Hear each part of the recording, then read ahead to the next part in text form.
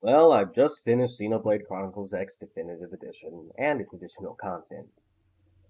Before I go anywhere, I'd like to take the opportunity to say that I told you so. To those who did think or argued against the idea of the game not being canon, I told you so. Unfortunately, I was wrong in how they went about solidifying the game's connection to the numbered titles, or at least in seemingly wrong, but that's a topic for another time.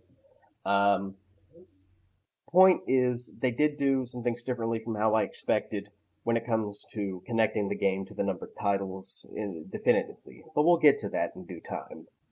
Right now, I'd like to talk about the new content in the order I encountered it, so let's begin.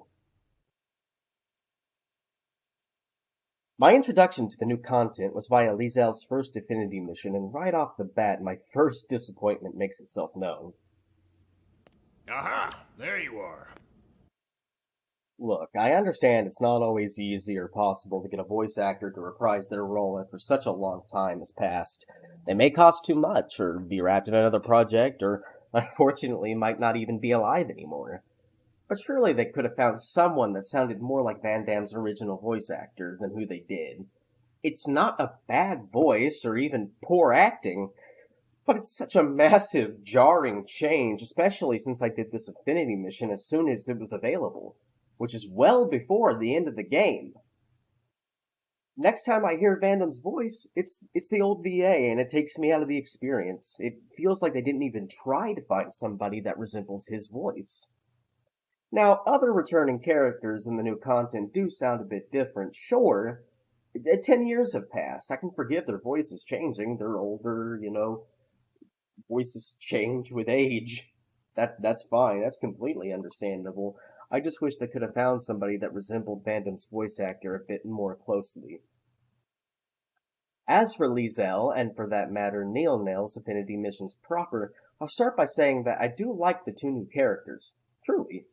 Liesel is very strong-willed, and it was very, very fun watching her, as along with everybody else, beat up her boss, kill him. As a matter of fact, um, I love seeing the development of her quote-unquote friendship with Alicia. And Neilnail's Affinity missions do provide some very cool context to some of the structures you find on Mira.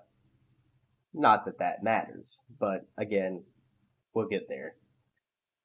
The Affinity missions net us the new mech, the Harsveld, and various clothing styles modeled after the new character's attire. And while I would have liked Liesel and Alicia's new company to have led to a new arms manufacturer, it certainly felt like that's what we were getting when they spoke about it in one of the last Affinity missions. We didn't, and I find that to be quite disappointing. They could have used that as an opportunity to develop exclusive weapons for the Harsvelg, various different attire, new ground gear, and it just kind of feels like a wasted opportunity. Like, what was even the point of mentioning a new company if we're not going to get anything out of it?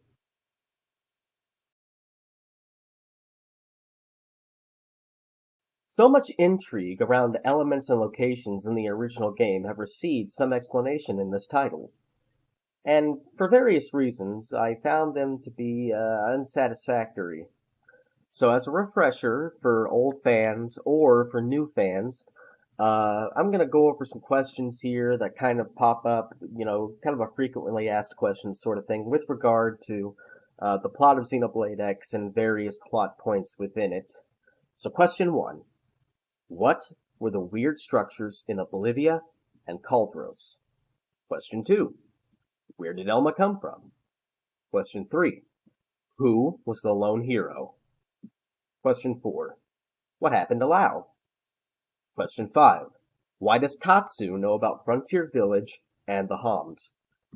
Question 6. Just what is up with the planet Mira? And question 7. How is everyone still alive? So we do get answers to these questions, and I'm about to go over them in the respective order, and I'll also give you kind of my feelings toward each as well. Question 1, Answer 1. This strange ring structure in Oblivia is revealed to be a terraforming device created by some ancient race. It's unknown if the other ring structure with symbols on it is part of this contraption or not, or at least it wasn't part of Neilnail's affinity mission. Another of her missions bring us to Kaldros to study the castle there, confirming to us that Clurians, or their tech at least, resided on the planet in the past. We still don't know what purpose they played, or if they ever will play one. Again, it's not like these ruins matter anymore, given that, well, again, we'll get there. Question 2, answer 2. We are kind of given our answer to this one. We are shown Elma's homeworld and the destruction of it. It's also revealed to us that her race are descendants of Samar, just like the humans. They created the Ares scale, and we saw the destruction of her homeworld as well. However, we still do not have names for her race or her planet, which is a little annoying. If you're going to go so far as to show it to us, why not name it? Question 3, answer 3. He's Jesus. Well, not literally Jesus, only symbolically. He's a 33-year-old man who sacrifices himself for humanity's benefit out of the pure love for them all. His name is Alois Bernhold. He's the savior of the White Whale Habitat Unit. He's completely human, he's not a mimeosome, and he's kind of a massive Karen. He'll threaten any manager who dares not to give him his pizza. I feel like I'd like him more if he had always been the main character. He's not necessarily a bad character, but he feels too much like a MacGuffin for the extra story. I understand he's supposed to be a stand-in for Jesus Christ, but just everybody loves him, he just loves humanity, and he's like, oh, I did what I do because I love everybody. It just would have been nice to see him be a little more human. Question 4, answer 4. He died. That's it. Al found his way into the imaginary numbers domain. I mean, the consciousness realm, and found purgatory, the beach of nothingness. Lau is there. We all thought he survived the core somehow. Maybe he got a human body. It was a pretty big cliffhanger at the end of the original Xenoblade X. I think the 10-year gap of no answers did a disservice here. If we knew he died for sure back then, instead of speculating and theory crafting and wondering for all that time, I don't think that would have been as big of a letdown as I feel. And they do kind of attempt to redeem him for his actions in the additional content. But I felt like that kind of ruined his death and his fading away into heaven or wherever. Question 5, answer 5. We still don't know. If I had to guess at this point, it's Nopon Archsage shenanigans, as that particular Nopon can travel between universes. Can the rest of the Nopon species? Not as far as I know, but it wouldn't be the first time that the Archsage has tried to gather together the 3 major groups of humans through the Xenoblade franchise. Question 6, answer 6. Nothing. Absolutely nothing. Which is nice, I suppose, because if there was something up with it, we wouldn't be able to figure it out anyway. But again, we'll get to it. Question 7, answer 7. Accidental soul transfer and Ares conduit shenanigans. You see, we learned that the Ares scale was built using the power of Void's conduit. Who's Void? We'll get to him. And it seems that because that's a machine of God, after all, the conduit is basically, if not actually, the Zohar, the souls of humanity somehow found their way into their mimeosomes, despite the destruction of the Lifehold core. We're not given the exact mechanism of how that worked, they just happened to find their way there. Woo! It would have been nice if they actually tried to explain that. Everyone, I'd like to introduce our latest phase shift experiment. This is Elf Klaus, or as we will soon know him, Void. Elf Klaus decided to play with God's toy, the conduit. It's purple now. Is it the same one Klaus experimented with? We don't know. It is possible. The conduit did disappear in Xenoblade 2, seemingly into another world. But it was green, kind of a yellowish green. Could it change color? I don't know. It's bizarre that Klaus's experiment resulted in his universe dividing into two, though. Instead of, being swallowed up by dematerialization phenomenon and attacks from the ghosts, which happened to Void and almost happened to Grimoire Verim's universes. Wait, who's Grimoire Verim? Well, he's the conductor of the first conduit experiment, or should I say, the Zohar, as it is known in the Xenosaga games. The series that precedes Xenoblade Chronicles, and in recent years seems to be rearing its head within the lore of Chronicles. When Verum first conducted this experiment in his world, he lost his daughter, and a phase matter shift occurred that began to envelop the planet and the universe. However, it had been saved by the supernatural entity Wilhelm. He's sort of like Zed from Xenoblade 3. He was created from the minds of the collective unconsciousness to continue the cycle of the world.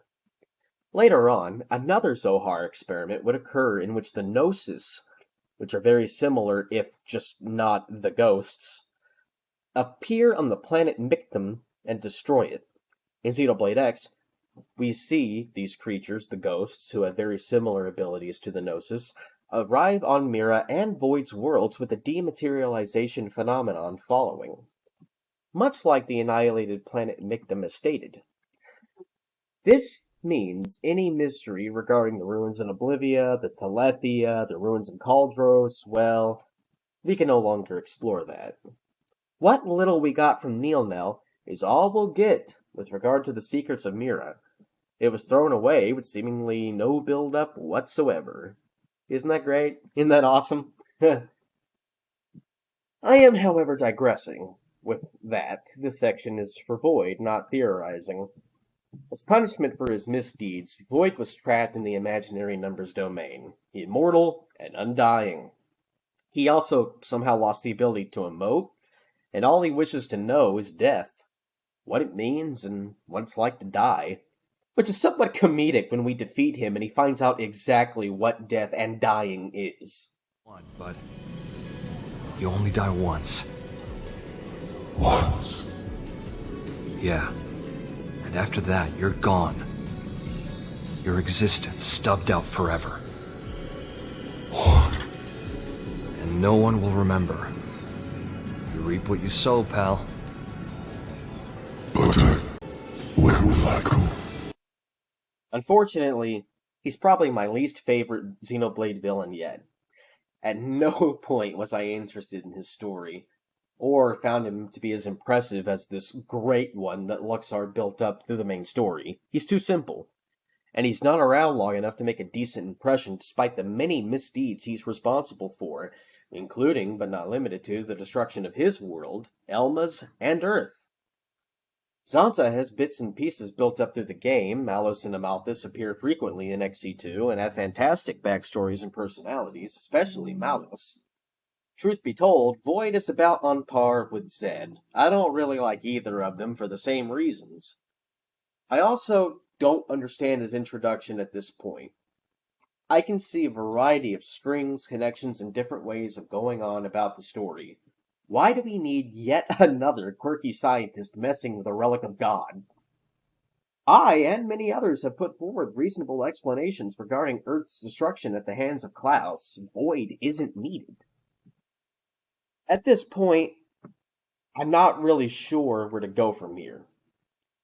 I may in future talk about the ramifications of this information on the Xeno series as a whole, but right now I'm just very disappointed in the lack of effort and thinking placed in this new chapter, especially with the destruction of Mira and the closing off of any mysteries that it may have held. I can definitely see a lot of new references and pathways leading up to a potential full integration of Xenosaga into the series. And it's pretty clear that whatever they're doing, they may want X characters showing up in Xenoblade 4. So it's I don't understand their methods for how they did this. But let me know what you think. Did you enjoy the chapter? Did you not? Does it make sense to you? Maybe you can explain it to me. If you can, please do in the comments. For now, this has been Professor Kagan, Professor and Ego only. You all take care.